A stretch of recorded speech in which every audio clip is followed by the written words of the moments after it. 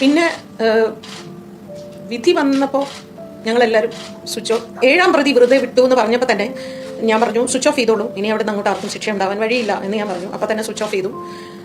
ഞങ്ങളെല്ലാവരും അവളെ, അപ്പോൾ ഈ താഴെ ഈ ടി വിയുടെ പൊള്ളി അവൾ കേൾക്കുന്നുണ്ടല്ലോ. ഞങ്ങൾ അവളുടെ അടുത്തേക്ക് പോയപ്പം അവളിങ്ങനെ ഷോക്ക് കിട്ടിയമാരി ഇങ്ങനെ ഇരിക്കുന്നുണ്ടായിരുന്നു. ഞാനിനി എന്താ ചെയ്യേണ്ടത് എന്നിങ്ങനെ ചോദിച്ചു. ഞങ്ങളാരും ഒന്നും മിണ്ടിയില്ല, ആരും ഭക്ഷണം കഴിച്ചില്ല.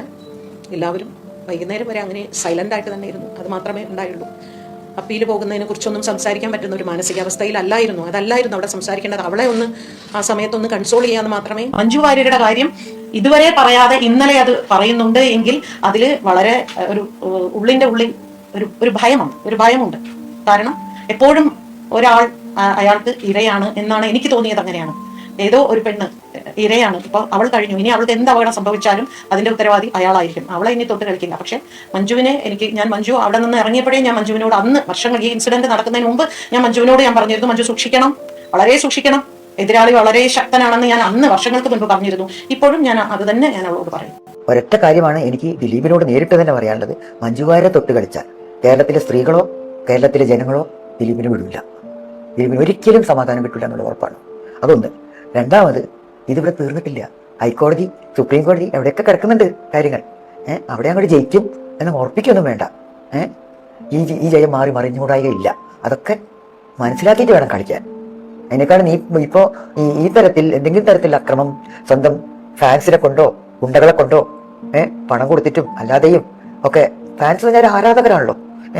അപ്പോൾ അവരെ ഇളക്കി വിട്ടിട്ടോ ഒക്കെ ചെയ്യുകയാണെങ്കിൽ അത് ഉറപ്പായിട്ടും തിരിച്ചടിക്കും. ആ കളിക്ക് ദിലീപ് നിൽക്കണ്ട എന്നാണ് എനിക്ക് പറയാം. അവളോടൊപ്പം നിൽക്കണം എന്ന് ഞാനൊരു തീരുമാനം എടുക്കാൻ കാരണം എനിക്ക് തോന്നിയിരുന്നു അവൾ എവിടെയോ അവൾക്കൊരു ചെറിയ പ്രതീക്ഷയുണ്ട്. ആ സമയത്ത് അവൾ തകർന്നു പോകരുത് എന്ന് ഒരു ആഗ്രഹമുള്ളതുകൊണ്ടാണ് ഞാൻ തിരുവനന്തപുരത്ത് നിന്ന് അവളുടെ വീട്ടിലേക്ക് പോയത്. നല്ല രാത്രി വരെ ഞങ്ങൾ ഒന്നിച്ചു തന്നെയായിരുന്നു. നല്ല സങ്കടത്തിൽ തന്നെയാണ്, എപ്പോഴും നല്ല സങ്കടത്തിൽ തന്നെ. ചൊല്ലി എല്ലാവരും നമുക്കൊരു പ്രതീക്ഷ ഉണ്ടാവുമല്ലോ, നിയമത്തിനോടുള്ളൊരു പ്രതീക്ഷ. ഈ അഭിപ്രായം അല്ലെങ്കിൽ ഈ വിധി വന്ന അടുത്ത സെക്കൻഡ് തന്നെ ഞാൻ കൂടി ഉൾപ്പെടുന്ന സിനിമയിലെ പ്രവർത്തകർ വാരി അണച്ച് കെട്ടിപ്പിടിച്ച് ഉമ്മ വെച്ച് കുറ്റാരോപിതൻ, ഞാനിപ്പോൾ കുറ്റാരോപിതൻ എന്ന് പറയാൻ തന്നെയാണ് ആഗ്രഹിക്കുന്നത്. കാരണം ഇതൊരു കോടതിയുടെ അന്തിമ വിധിയല്ല. ഇനിയും ഉണ്ട് ഇവിടെ കോടതികൾ. ഹൈക്കോടതിയുണ്ട്, സുപ്രീം കോടതിയുണ്ട്. ഇനിയും പല കാര്യങ്ങളും കോടതികൾ അറിയാനുണ്ട്, കോടതിയോട് പറയാനുണ്ട്.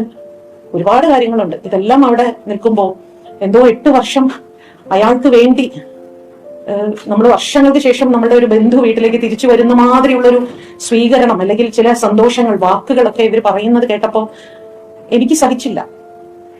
ഞങ്ങള് വിധി സമയത്ത് നമ്മൾ അപ്പോഴേ വിധി കേട്ടപ്പോൾ തന്നെ സ്വിച്ച് ഓഫ് ചെയ്തിട്ട് ഞങ്ങൾ മാറി ആ മുറിയിൽ പോയിരുന്നു. ഷോക്ക് അടിച്ച പോലെ ഞങ്ങൾ എല്ലാവരും അവിടെ ഇരുന്നു. പക്ഷെ പിന്നീട് വൈകുന്നേരമൊക്കെ ആയപ്പോഴാണ് ഓരോന്നായിട്ട് ഞാൻ അറിയുന്നത്. എനിക്കതിൽ എന്റെ പ്രതിഷേധം ഇങ്ങനെ രേഖപ്പെടുത്താനാണ് എനിക്ക് തോന്നിയത്. കാരണം എതിരാളി ശക്തനാണ്, സമ്പന്നനാണ്, സ്വാധീനമുള്ളവനാണ്. നമുക്ക് നമ്മളോടൊപ്പം പൊതുസമൂഹവും നിങ്ങൾ മാധ്യമങ്ങളും മാത്രമേ ഉള്ളൂ. അതുകൊണ്ടാണ് ഞാൻ ഔദ്യോഗികമായി മെയിലായിട്ട് അയക്കുന്നതിന് മുൻപ് ഒരു വീഡിയോ ആയിട്ട് തന്നെ ഞാൻ. എല്ലാവർക്കും നമസ്കാരം. ഇന്ന് നമ്മൾ കാണുന്നത് ഒരു കേസ് മാത്രമല്ല, ഒരു കോടതി വിധി മാത്രമല്ല, കേരളത്തിന്റെ ആത്മാവിന്റെ പൊട്ടിത്തെറിയാണ് കേൾക്കുന്നത്. അതായത് ദിലീപിനെ വെറുതെ വിട്ടുകൊണ്ടുള്ള സെഷൻസ് കോടതിയുടെ വിധിക്ക് പിന്നാലെ ഭാഗ്യലക്ഷ്മിയുടെ ഒറ്റയാൾ പോരാട്ടം കഴിഞ്ഞ 48 മണിക്കൂറിനുള്ളിൽ ഈ കേസിനെ മറ്റൊരു യുദ്ധഭൂമിയിലേക്കാണ് നയിച്ചത്. സമൂഹ മാധ്യമങ്ങളെല്ലാം കത്തുന്നു, അതുപോലെ രാഷ്ട്രീയവും ക്രമം തെറ്റുന്നുണ്ട്. സിനിമാ ലോകം രണ്ടായിട്ട് പിളരുന്നു. മറുവശത്തെ എന്ത് ചെയ്യണമെന്ന് അറിയാതെ അതിജീവിതയുടെയും അവസ്ഥ. ദിലീപിന്റെ കോടതി വിധി പുറത്തു വന്നപ്പോൾ ആദ്യമായിട്ട് പ്രതികരിച്ചത് ആരാണ്? സംശയമില്ല, ഭാഗ്യലക്ഷ്മി തന്നെയാണ്. അവരുടെ വാക്കുകൾ ഇതായിരുന്നു, അതായത് പണവും സ്വാധീനമാണ് ഈ ഒരു വിധിയെ നിർണയിച്ചത് എന്നുള്ള കാര്യം. കോടതി അലക്ഷ്യമുണ്ടാകുമെന്നുള്ള ഭീഷണി, വർഷങ്ങളോളം സോഷ്യൽ മീഡിയയിലെ ആക്രമണങ്ങൾ, എന്നാൽ ഒന്നിനും അവർ പിന്നോട്ട് പോയില്ല. ഭാഗ്യലക്ഷ്മി പറയുന്നുണ്ട്, കോടതികൾ ആദ്യമേ തന്നെ ഈ ഒരു വിധി എഴുതി വെച്ചു കഴിഞ്ഞു എന്ന്. ഇങ്ങനെയുള്ള ഒരു വാക്ക് 2022 തന്നെ ഭാഗ്യലക്ഷ്മി പറഞ്ഞിട്ടുണ്ടായിരുന്നു. അവൾക്കൊപ്പം എന്നുള്ള പോരാട്ടം വീണ്ടും കത്തുമ്പോൾ നടി ആക്രമിക്കപ്പെട്ട കേസിന് പിന്നാലെ രൂപപ്പെട്ട അവൾക്കൊപ്പം എന്നുള്ള മൂവ്മെന്റ് ഒരിക്കൽ ചെറിയൊരു പിളർപ്പുകൾ കാണിച്ചെങ്കിലും ഇന്ന് വീണ്ടും ഒന്നാവുകയാണ്. ഭാഗ്യലക്ഷ്മി കളത്തിലിറങ്ങി പേരെടുത്ത് വിമർശിച്ചതോടെ മലയാള സിനിമയിലെ നിരവധി താരങ്ങൾ ഒന്നുകൂടി ഒറ്റക്കെട്ടായിട്ട് അവരുടെ പിന്നിൽ നിൽക്കുകയാണ്. കഴിഞ്ഞ ദിവസം വിധി വന്നതിന് ശേഷമാണ് നമ്മൾ ദിലീപ് കുറ്റവിമുക്തനാക്കപ്പെട്ടു എന്നറിയപ്പെടുന്നത്. എന്നാൽ ഒന്നാം പ്രതി പൾസർ സുനി കുറ്റക്കാരനാണെന്ന് തെളിഞ്ഞു കഴിഞ്ഞു. ദിലീപാണ് ഇതിന്റെ പിന്നിലെന്ന് ആക്രമിക്കപ്പെടും മുൻപ് തന്നെ നടിക്ക് അറിയാമായിരുന്നു എന്നാണ് നടിയെ ആക്രമിച്ച കേസിലെ പ്രതി പൾസർ പുതിയ വെളിപ്പെടുത്തലെന്ന് പറയുന്നത്. ആ വാക്കുകൾ നമുക്കൊന്ന് കേട്ടു നോക്കാം. നടി ആക്രമിച്ച കേസിൽ പ്രതി പൾസർ സുനിയുടെ പുതിയ വെളിപ്പെടുത്തൽ പുറത്ത്. നടിയെ ആക്രമിച്ച് പകർത്തിയ ദൃശ്യങ്ങളുടെ 3 കോപ്പികളുണ്ടെന്ന് പൾസർ സുനിയുടെ വെളിപ്പെടുത്തൽ. ദിലീപാണ് ഇതിന് പിന്നിലെന്ന് ആക്രമിക്കപ്പെടും മുൻപ് നടിക്ക് അറിയാമായിരുന്നു. നടി കേസ് കൊടുക്കില്ലെന്നാണ് താൻ കരുതിയതെന്നും തുറന്നു പറച്ചിൽ. ന്യൂസ് മിനിറ്റിനോടാണ് പൾസർ സുനി കാര്യം പറഞ്ഞത്. അതെ മാഡം പറഞ്ഞു. അത് പറഞ്ഞത് പക്ഷെ അതും എനിക്കറിയാൻ പാടില്ല ഇത് ഇങ്ങനെ ഇങ്ങോട്ട് ചെല്ലുന്നുള്ളത്. ഞാൻ വേറെ ദിലീപേട്ടന്റെ അടുത്തേക്ക് ചെല്ലാണ്ടിരിക്കാനാണ് ഞാൻ മാറ്റിയത്. ആണ് പെണ്ണായി പിന്നെ രാത്രിയാണ് സംഭവം നടക്കണം. ഈ സാധനം എനിക്ക് കൊടുക്കണമെങ്കിൽ നാളെ ഉച്ചയ്ക്ക് വൈകുന്നേരം എപ്പോഴെങ്കിലും എനിക്ക് കൊടുത്താൽ മതി. ഫോൺ കൊടുത്തില്ല. ഞാൻ 2 നമുക്ക് കോപ്പി ചെയ്തിട്ടുണ്ട്. 2 അതിന് കോപ്പി ചെയ്തിട്ട് ഫോണിന്റെ മിസ്സായാലും ഫോൺ അവിടെ കിട്ടും. അതൊക്കെ 3 കോപ്പി എടുത്തു. ഒന്നും തുറക്കില്ല. എന്റെ ഫേസ് നമ്മൾ ഫേസ് അങ്ങനെ അവർക്ക് കൊടുക്കുമെന്ന് വെച്ചാൽ അത് പറഞ്ഞ് നമ്മൾ വെക്കണം.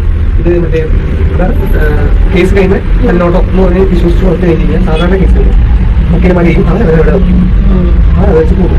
നമ്മൾ ഞാൻ ഇറങ്ങി തരും. നമ്മൾ ഈ സാധനം ശേഷം ഉണ്ടാക്കി സാധനം കിട്ടില്ല. ഇതിനകത്ത് എല്ലാ സാധനം വരും. ഇന്നത്തെ 28 ദിവസം മുമ്പ് പറയുന്ന കാര്യമില്ലേ. കോപ്പി ചെയ്യുന്നത് ലാപ്ടോപ്പിൽ മെമ്മറി കാർഡ് ഒക്കെ കയ്യിലുണ്ടായിരുന്നു. ഫേസിനുള്ളിൽ വന്ന പ്രശ്നം ഫേസ് ചെയ്യിപ്പിച്ചു. ഞാൻ ബാക്കി എന്റെ കയ്യിൽ ഒരു കോപ്പി മറ്റു വക്കീൽ കൊടുത്തത് നമുക്ക് എല്ലാവരും പറയാം. കുറഞ്ഞ ലക്ഷയിലാണ്, മറ്റേത് എവിടെയാണെന്ന് അറിയാം. സ്വാഭാവികമായിട്ട് നമുക്ക് കോടതിക്ക് തെറ്റുപറ്റിയെന്ന് ഞാൻ പറയുള്ളൂ. This is an erroneous judgement. ഒരു കാരണവശാലും നിലനിൽപ്പില്ലാത്തൊരു ജഡ്ജ്മെന്റ് ആണ് ഈ എക്വിറ്റൽ ആസ്പെക്ട്. ഒരു മാസ്റ്റർ കോൺസ്പിറേറ്ററെ വെറുതെ വിട്ടുള്ള ജഡ്ജ്മെന്റ് ഒരു കാരണവശാലും നിലനിൽക്കില്ല എന്ന് വിശ്വസിക്കുന്ന ആളാണ് ഞാൻ. ഒരു ക്രിമിനൽ ഗൂഢാലോചനയിൽ രേഖാപരമായ തെളിവുണ്ടായിട്ട് നമ്മുടെ സെഷൻസ് കോടതിക്ക് അത് കണ്ടില്ല എന്ന് പറഞ്ഞാൽ ഞാൻ 100% പറയുന്നു ഈ കേസ് ഹൈക്കോടതിയിൽ എത്തിക്കഴിഞ്ഞാൽ ഒരു കാരണവശാലും ഈ വിധി നിലനിൽക്കുന്നതല്ല, കുറ്റമുക്തമാക്കിക്കൊണ്ടുള്ള വിധി നിലനിൽക്കുന്നതല്ല. എന്തിനാണ് ഈ അതിജീവിതയോട് ഒരു വിരോധം വരാൻ കാരണം? ആദ്യത്തെ ഭാര്യ നിലനിൽക്കുമ്പോൾ രണ്ടാമത്തെ കാമുകിയോടുണ്ടായ പ്രേമം ഈ സ്ത്രീയാണ് പ്രചരിപ്പിച്ചത് എന്നുള്ള ഒരു വൈരാഗ്യത്തിൽ നിന്ന് ഡെവലപ്പ് ചെയ്ത അനിമോസിറ്റി. ഇനി ഇങ്ങനെ ഒരു കള്ളക്കേസ് ഉണ്ടാക്കാൻ പോലീസ് എന്ന് പറയുന്ന ഡിഫൻസ് കോടതിയിൽ പോലും സാധാരണ പറയുന്ന ഒരു വെർഷൻ അല്ലാതെ ഇന്ന് വരെ പറഞ്ഞിട്ടില്ല. രണ്ടാമത്തെ കത്ത് 457 എന്ന് പറഞ്ഞൊരു രണ്ടാമത്തെ കത്തുണ്ട്. അതും ഈ ഒന്നാം പ്രതി എഴുതിയ കത്താണ്. ആ കത്തിൽ പറയുന്നത് എന്താണ്? അന്ന് എറണാകുളത്ത് അബാദ് പ്ലാസയിൽ പ്ലാൻ ചെയ്യുമ്പോൾ ഇന്നീ നാളും ഉണ്ടായിരുന്നു എന്നെല്ലാം ഞാൻ ആരോടും പറഞ്ഞിട്ടില്ല. ഒന്നാം പ്രതി കത്തിൽ എഴുതിയിരിക്കുകയാണ്. ഒരു ക്രിമിനൽ ഗൂഢാലോചനയിൽ രേഖാപരമായ തെളിവുണ്ടായിട്ട് നമ്മുടെ സെഷൻസ് കോടതിക്ക് അത് കണ്ടില്ല എന്ന് പറഞ്ഞാൽ ഞാൻ 100% പറയുന്നു ഈ കേസ് ഹൈക്കോടതിയിൽ എത്തിക്കഴിഞ്ഞാൽ ഒരു കാരണവശാലും ഈ വിധി നിലനിൽക്കുന്നതല്ല, കുറ്റമുക്തമാക്കിക്കൊണ്ടുള്ള വിധി നിലനിൽക്കുന്നതല്ല. കാരണം ഹൈക്കോടതി കുറ്റമുക്തമാക്കിയ കേസായിരുന്നു സൂര്യനെല്ലി കൂട്ടബലാത്സംഗ കേസ്. കീഴ്ക്കോടതി എല്ലാവരെയും ശിക്ഷിച്ചു, ഹൈക്കോടതി എല്ലാവരെയും വെറുതെ വിട്ടു. സുപ്രീം കോടതി തിരിച്ചു വന്ന് രണ്ടാമത് വാദം നടത്തിയപ്പോഴാണ് വെറുതെ വിട്ട 28 പ്രതികളെ കോടതി ശിക്ഷിച്ചത്. അവിടെ തെളിവുകളുടെ അടിസ്ഥാനത്തിൽ ഒരു കാരണവശാലും ഈ മാസ്റ്റർ കോൺസ്പിറേറ്ററെ കുറ്റമുക്തമാക്കാൻ കഴിയാത്ത ഒരു തെളിവുള്ള കേസാണ്. ഈ 2 പ്രോസിക്യൂട്ടർ നിരത്തിയിരിക്കുന്ന ഇപ്പോൾ കോടതി സ്വീകരിച്ചിരിക്കുന്ന തെളിവുകളാണ് ഞാൻ പറഞ്ഞത്. P-122 എന്ന് പറഞ്ഞ ലെറ്റർ പ്രോസിക്യൂഷൻ റിലേ ചെയ്തതാണ്. ഈ P-457 എന്ന് പറയുന്ന രണ്ടാമത്തെ കത്ത് അത് പ്രോസിക്യൂഷൻ റിലേ ചെയ്തതാണ്. അപ്പൊ തെളിവുകളുടെ അഭാവമല്ല. ഉറങ്ങുന്നവരെ നമുക്ക് ഉണർത്താം, ഉറക്ക് നടിക്കുന്നവരെ എങ്ങനെ ഉണർത്താൻ പറ്റും? പ്രോസിക്യൂഷൻ പരമാവധി ഈ കേസിൽ വിജയിപ്പിക്കാൻ ശ്രമിച്ചിട്ടുണ്ട്. പ്രോസിക്യൂഷന്റെ കേസ് ഇപ്പോഴും സ്ട്രോങ് ആണ് എന്ന് വിശ്വസിക്കുന്ന ഒരാളാണ് ഞാൻ. ആ കത്തിൽ കൂടിയാണ് പ്രതിഫലം ഈ കൊട്ടേഷൻ സംഖ്യ ആവശ്യപ്പെടുന്നത്, ബാക്കി സംഖ്യ ആവശ്യപ്പെടുന്നത്. എന്തിനാണ് കൊട്ടേഷൻ കൊടുത്തിട്ടില്ലെങ്കിൽ കൊട്ടേഷൻ സംഖ്യ ആവശ്യപ്പെടുന്നത്? പ്രോസിക്യൂഷൻ റിലേ ചെയ്ത ഒരു രേഖയാണ്, പരമപ്രധാനമായ രേഖയാണ് എക്സിബിറ്റ് 122 ആൻഡ് എക്സിബിറ്റ് P-457. കോടതിയുടെ ഫൈൻഡിംഗ്സ് ഒരു കാരണവശാലും നിലനിൽക്കില്ല എന്ന് വിശ്വസിക്കുന്ന ഒരാളാണ് ഞാൻ. ഈ വീഡിയോയിൽ പകർത്തിയ കാര്യം പറയുന്നു. കൊട്ടേഷൻ ചെയ്യാൻ വേണ്ടി വന്നതാണെന്ന് പ്രതികൾ ആ സ്ത്രീയോട് പറഞ്ഞ കാര്യം വിക്ടിമിന്റെ മൊഴിയാണ്, കോടതിയുടെ മൊഴിയാണ്. കേരളമല്ല, ഇന്ത്യ രാജ്യത്ത് തന്നെ നടന്ന അത്യപൂർവങ്ങളായ ഒരു ക്രിമിനൽ റേപ്പാണിത്, ഒരു കൊട്ടേഷൻ റേപ്പ്. എന്തായാലും കേരളത്തിൽ തന്നെ ഞെട്ടിച്ച നടി ആക്രമിക്കപ്പെട്ട ഈ ഒരു കേസിലെ നടൻ ദിലീപിന്റെ വാദങ്ങളെ നിഷേധിച്ചുകൊണ്ട് ശക്തമായിട്ടുള്ള തെളിവുകൾ നിരത്തി അപ്പീൽ നൽകാൻ ഒരുങ്ങുകയാണ് ഇപ്പോൾ പ്രോസിക്യൂഷൻ. കേസിൽ നിർണായകമാകുന്നതും ദിലീപിന്റെ നിരപരാധിത്വ വാദങ്ങളെ എല്ലാം ചോദ്യം ചെയ്യുന്നതുമായിട്ടുള്ള ഒട്ടേറെ തെളിവുകളാണ് പ്രോസിക്യൂഷൻ കോടതിയുടെ മുന്നിൽ ഹാജരാക്കുക. ഇവയുടെ അടിസ്ഥാനത്തിൽ വിചാരണ കോടതിയുടെ കണ്ടെത്തലുകൾ ചോദ്യം ചെയ്യാനും കേസിൽ നീതി ഉറപ്പാക്കാനുമാണ് പ്രോസിക്യൂഷന്റെ നീക്കം. അതിനിടെ അപ്പീൽ വാദത്തിൽ അതിജീവിതയ്ക്ക് വേണ്ടി സുപ്രീം കോടതിയിലെ മുതിർന്ന അഭിഭാഷകൻ എത്തിയേക്കും. ഇതിനുള്ള നിയമ നീക്കങ്ങൾ അതിജീവിതയും തുടങ്ങിക്കഴിഞ്ഞു. ദിലീപും ഒന്നാം പ്രതി പൾസ് സുനിയും തമ്മിലുള്ള ബന്ധം, സംഭവ ദിവസം ദിലീപിന്റെ ഫോൺ ഉപയോഗത്തിലുണ്ടായ അസ്വാഭാവികതകൾ, നിർണായക മൊഴികളിലെ വൈരുദ്ധ്യങ്ങൾ, സാക്ഷികളെ സ്വാധീനിക്കാനുള്ള ശ്രമങ്ങൾ എന്നിവയെല്ലാം പ്രോസിക്യൂഷൻ അപ്പീലിൽ ഇത് പ്രധാന വിഷയങ്ങളായിട്ട് ഉയർത്തും. സുനിയും ദിലീപും ഒന്നിച്ചുള്ള ചിത്രങ്ങൾ, അതായത് ബന്ധം സ്ഥാപിക്കാൻ പൾസ് സുനിയും ദിലീപും തമ്മിൽ അടുത്ത ബന്ധമുണ്ടായിരുന്നു എന്ന് സ്ഥാപിക്കുന്നതിലൂടെയാണ് പ്രോസിക്യൂഷൻ തങ്ങളുടെ വാദങ്ങൾ ആരംഭിക്കുന്നത്. സംഭവത്തിന് ഏതാനും ദിവസങ്ങൾക്ക് മുൻപ് തന്നെ തൃശൂരിലെ ടെന്നീസ് അക്കാദമിയിലും സിനിമാ ലൊക്കേഷനിലുമായിട്ട് സുനി ദിലീപിനോടൊപ്പം ഒരേ സമയത്ത് ഉണ്ടായിരുന്നതിന്റെ ഫോട്ടോ തെളിവായിട്ട് ഹാജരാക്കും. ദിലീപിന്റെ കാരവാന്റെ സമീപം പൾസ് സുനി നിൽക്കുന്ന ചിത്രവും പ്രോസിക്യൂഷന്റെ കൈവശമുണ്ട്. എന്തായാലും നേരിട്ട് പരിചയമില്ല എന്ന് ദിലീപിന്റെ വാദത്തെ തകർക്കാൻ ഈ ചിത്രങ്ങൾ നിർണായകമായിരിക്കും. നടിയെ തട്ടിക്കൊണ്ടുപോയ 2017 ഫെബ്രുവരി 17 ദിലീപിന്റെ ഫോൺ ഉപയോഗ രീതിയിലെ അസ്വാഭാവികത പ്രോസിക്യൂഷൻ എടുത്തു പറയും. സംഭവ ദിവസം രാവിലെ 11 സ്വിച്ച് ഓഫ് ചെയ്ത ദിലീപിന്റെ ഫോണ് പിന്നീട് ഓൺ ചെയ്യുന്നത് രാത്രി 9:30 നിർണായകമായിട്ടുള്ള ഈ ഒരു സമയ ദൈർഘ്യത്തിലെ ഫോൺ സ്വിച്ച് ഓഫ് നില ദിലീപിന്റെ അറിവോട് കൂടിയുള്ള ഒരു നീക്കമാണോ എന്ന് പ്രോസിക്യൂഷൻ ചോദ്യം ചെയ്യുന്നുണ്ട്. ഇതിനിടെ ഡ്രൈവർ അപ്പുണ്ണിയുടെ ഫോൺ ലൊക്കേഷനും സംഭവ ദിവസം രാത്രി 9 മണിയോടെ നെടുമ്പാശ്ശേരി വിമാനത്താവളത്തിന് സമീപമാണ്. നടിയെ തട്ടിക്കൊണ്ടുപോയ സമയത്ത് പൾസ് സുനിയുടെ ലൊക്കേഷനിലും അപ്പുണ്ണിയുടെ ഫോൺ ലൊക്കേഷനിലും ഉണ്ടായിരുന്ന ഡ്രൈവർ അപ്പുണ്ണിയുമായി ബന്ധപ്പെട്ട മൊഴികളിലെ ഈ വൈരുദ്ധ്യങ്ങളും ദിലീപ് മറ്റുള്ളവരെ വിളിക്കാൻ അപ്പുണ്ണിയുടെ ഫോൺ ഉപയോഗിച്ചതിന്റെ തെളിവുകളും പ്രോസിക്യൂഷൻ ആയുധമാക്കും. അപ്പുണ്ണിയുടെ ഫോണിൽ നിന്ന് ദിലീപിന്റെ സഹോദരിയെയും പേഴ്സണൽ ഡോക്ടറായിട്ടുള്ള ഹൈദരലിയെയും വിളിച്ചതായിട്ട് തെളിഞ്ഞിട്ടുണ്ട്. എന്നാൽ അപ്പുണ്ണി തന്നെ വിളിക്കാറില്ല എന്നാണ് ഹൈദരലിയുടെ മൊഴി. ആ കോളുകൾ ദിലീപിന്റെ അറിവോടെ ആയിരുന്നു എന്ന് സ്ഥാപിക്കാൻ പ്രോസിക്യൂഷൻ ഉപയോഗിക്കുന്നുണ്ട്. ഡ്രൈവർ അപ്പുണ്ണിയുടെ മൊബൈലിൽ നിന്ന് ദിലീപ് പലരെയും വിളിക്കാറുണ്ടെന്ന് തെളിഞ്ഞതും ഈ വാദത്തിന് ബലം നൽകുന്നുവെന്ന് പ്രോസിക്യൂഷൻ പറയുന്നു. ദിലീപിന്റെ ആശുപത്രി അഡ്മിഷനിലെ രേഖകളെ പറ്റി ജീവനക്കാരുടെ മൊഴിയും നിർണായകമാണ്. നടിയെ തട്ടിക്കൊണ്ടു പോകുന്നതിന് 3 ദിവസം മുൻപേ പനി ബാധിച്ച് ആലുവയിലെ ആശുപത്രിയിൽ ദിലീപ് അഡ്മിറ്റ് ആയി എന്നുള്ള രേഖയുമുണ്ട്. എന്നാൽ ഈ രേഖകൾ ഡോക്ടർ പറഞ്ഞ പ്രകാരം പിന്നീട് എഴുതി തയ്യാറാക്കിയതാണെന്ന് ആശുപത്രി ജീവനക്കാരുടെ മൊഴി പ്രോസിക്യൂഷന്റെ കയ്യിലുണ്ട്. ഇത് കേസിൽ നിന്നും വഴിതിരിച്ചു വിടാനുള്ള ഒരു ശ്രമമായിരുന്നു എന്ന് പ്രോസിക്യൂഷൻ സംശയിക്കുന്നുണ്ട്. നടി ആക്രമിക്കപ്പെട്ട വിവരം താൻ അറിഞ്ഞത് നിർമ്മാതാവ് ആന്റോ ജോസഫ് പറഞ്ഞപ്പോഴാണ് എന്നായിരുന്നു ദിലീപിന്റെ വാദം. ഈ വാദത്തെ പ്രോസിക്യൂഷൻ തള്ളിക്കളയുന്നുണ്ട്. ആന്റോ ജോസഫ് പറയുന്നതിന് മുൻപ് തന്നെ നടി ആക്രമിക്കപ്പെട്ടതിന്റെ വാർത്ത ദിലീപിന്റെ മൊബൈലിൽ ലഭിക്കുകയും അത് കണ്ടിട്ടുണ്ടെന്നും പ്രോസിക്യൂഷൻ തെളിവ് നിരത്തി വിചാരണ കോടതിയിലും വാദിച്ചിരുന്നു. പൾസ് സുനിയുമായി ബന്ധപ്പെട്ടവരെയും സാക്ഷികളെയും സ്വാധീനിക്കാനുള്ള ശ്രമങ്ങളും പ്രോസിക്യൂഷന്റെ അപ്പീലിൽ പ്രധാന വിഷയമാകും. സംഭവത്തിന് ശേഷം പൾസ് സുനി നടി കാവ്യ മാധവന്റെ ബുട്ടീക്കായിട്ടുള്ള ലക്ഷ്യയിലേക്ക് എത്തിയതിന് തെളിവുണ്ട്. ഇതിന് സാക്ഷിയായ ജീവനക്കാരൻ സാഗർ മിൻസനെ സ്വാധീനിക്കാൻ ശ്രമിച്ചെന്നുള്ള തെളിവുകളും പ്രോസിക്യൂഷൻ വിചാരണ കോടതിയിൽ ഹാജരാക്കിയിട്ടുണ്ട്. എന്നാൽ ഈ തെളിവുകളൊന്നും വിചാരണ കോടതി കാര്യമായി എടുത്തില്ല എന്നാണ് പ്രോസിക്യൂഷന്റെ നിഗമനം. എന്നാൽ ഹൈക്കോടതിയിൽ ഇതെല്ലാം വാദിച്ച് വിജയം നേടാനാകുമെന്നതാണ് ഇപ്പോൾ പുറത്തുവരുന്ന സൂചന.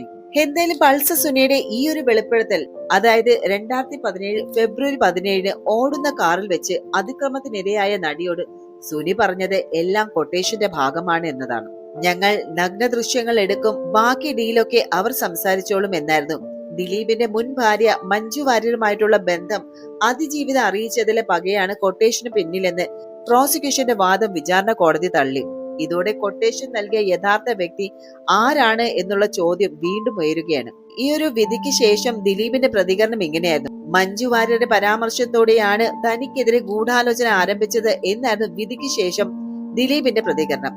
എന്നാൽ ദിലീപിന്റെ ഈ ഒരു പ്രസ്താവന കേൾക്കുമ്പോൾ പിന്നെ പൾസർ സുനിയുടെ പിന്നിലെ ക്രിമിനൽ ബുദ്ധി ആരുടേതാണെന്നുള്ള സംശയവും വർദ്ധിപ്പിക്കുന്നുണ്ട്. അതിക്രമത്തിന്റെ ദൃശ്യങ്ങൾ പോലീസിന്റെ പിടിയിലാകുന്നതിന് മുൻപ് ഒരു മാഡത്തിന് കൈമാറി എന്ന് സുനി മൊഴി നൽകിയിട്ടുണ്ടായിരുന്നു. ആരാണ് ഈ ഒരു മാഡം? ഈ മാഡത്തിനെ ഇതുവരെ കണ്ടെത്താനായിട്ടില്ല. കാവ്യ മാധവന്റെ സ്ഥാപനമായിട്ടുള്ള ലക്ഷ്യയിൽ സുനി എത്തി എന്നുള്ള മൊഴിയെ തുടർന്ന് റെയ്ഡ് നടന്നെങ്കിലും മാഡം കാവ്യ ആണെന്ന് തെളിയിക്കാനുമായില്ല. നടിയുടെ വിവാഹ നിശ്ചയത്തിന് തൊട്ടു പിന്നാലെയാണ് അതിക്രമം നടന്നത്.